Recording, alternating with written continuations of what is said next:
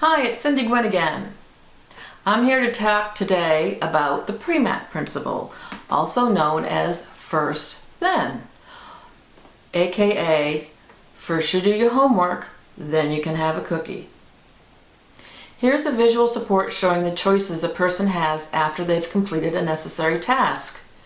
You do that too, don't you? First I mow the lawn, then I can take a shower and watch TV. That's called Premack. We use it all the time. First, then. But from some people, they need a visual to see what's first and then what the then is going to be.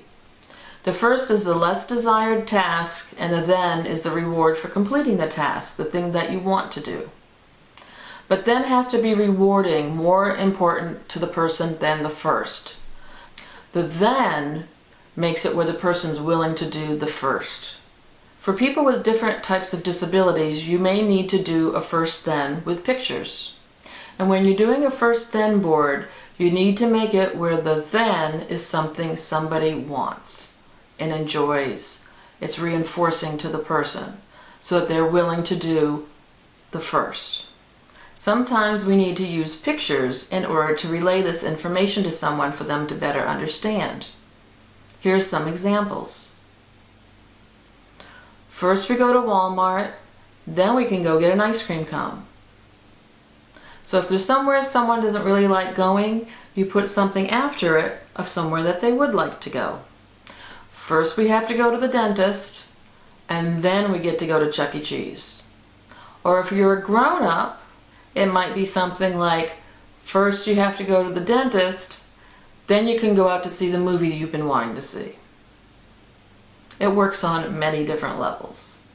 It's also very important for people to have choices. So sometimes the then needs to have multiple choices to pick from. It can't just be first you do this and then you get to do that. What if that isn't something that they want to do that day? Our things that we want to do change on a regular basis. We don't always want to go to Chuck E. Cheese. We don't always want to go to a movie.